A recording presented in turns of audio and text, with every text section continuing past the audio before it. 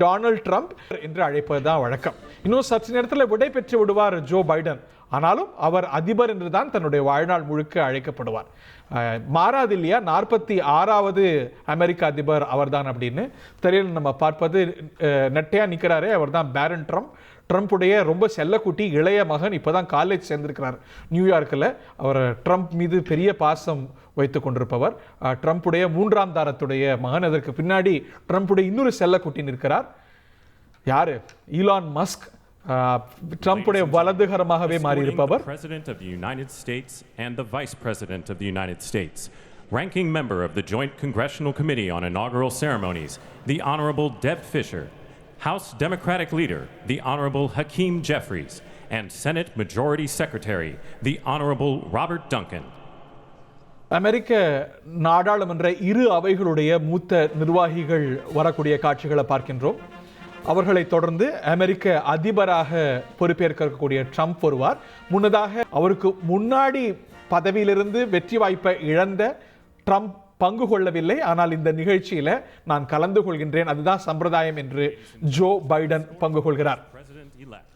The Executive Director for the Joint Congressional Committee on Inaugural Ceremonies, Mr. Michael Wagner.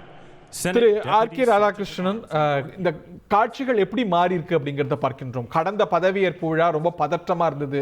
ஒரு தரப்பு இந்த வெற்றியை ஏற்கல, Trump ஏற்கல.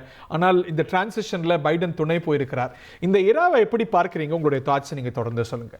நிச்சயமாக அமெரிக்காவை பொறுத்தவரை இது ஒரு சுவாரஸ்யமான ஒரு யுகமாக இருக்கும் என்று நான் கருதுகிறேன். ஏனென்றால் இப்போது they are very clear. நாம அனைவரும், அதாவது குடியரசுக் கட்சியும் ஜனநாயக கட்சியும் ஒன்றாக இருந்தால்தான் நமக்கு அமெரிக்காவுக்கு ஏதாச்சும் செய்ய முடியும் என்ற ஒரு கருத்தின் அடிப்படையில் தான் இது நடந்திருக்கிறது.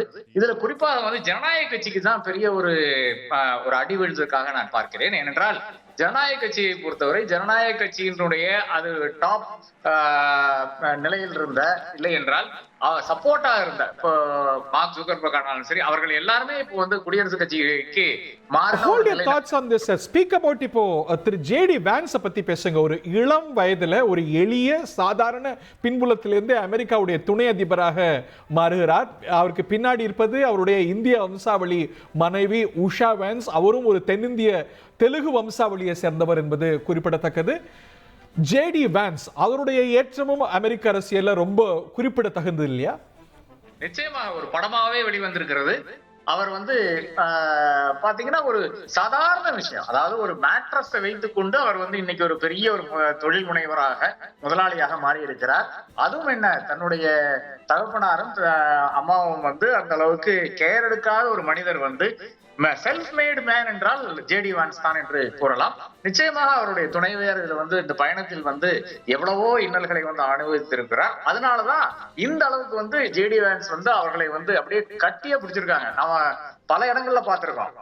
ரிலேஷன்ஷிப் ரெண்டு பேருக்கும் இருக்கிற ரிலேஷன்ஷிப்ங்கிறது சாதாரண ஒரு அமெரிக்கன் கப்பலுக்கும் அவருடைய அரசியல் வாரிசா கூட பார்க்கப்படுறார். நீங்க சொல்றது போல ஹில்பிலி எலிஜின்னு அவருடைய வாழ்க்கை படமாக வந்தது, ஒரு அருமையான புத்தகமாக வந்திருக்கிறது. நிச்சயமாக. சோ இதுதான், அதாவது ஒரு 40 வயசான ஒரு இளைஞர் என்று கூறலாம். அவரே இன்னைக்கு வைஸ் பிரசிடென்ட் ஆகக்கூடிய அந்த நிலை அமெரிக்காவில் இருக்கிறது.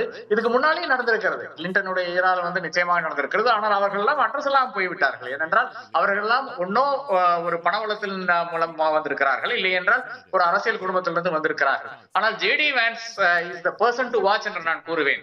என்னை பொறுத்தவரை ட்ரம்ப், அதே மாதிரி ஈலான் மஸ்க், இல்லை என்றால் மார்க் ஜுக்கர்பர்க், இவர்களுக்கு நடுவுல பிரச்சனை வரக்கூடிய அந்த வாய்ப்புகள் இருக்கிறது.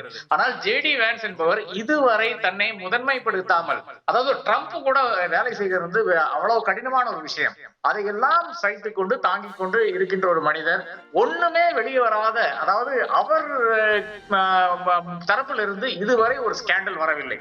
இதுதான் முக்கியமான விஷயமா நான் கருதுகிறேன். நிறைய வளரினாரு, நிறைய சர்ச்சைக்குரிய வகையில பேசினாரு. இல்ல, பேச்சுக்கள் ஒரு பிரச்சனை கிடையாது. அது பல முறை அவர் ஸ்கூல்ல இருக்கும்போது பேசியிருக்காரு, காலேஜ்ல இருக்கும்போது பேசியிருக்காரு எல்லாம் இருக்கிறது.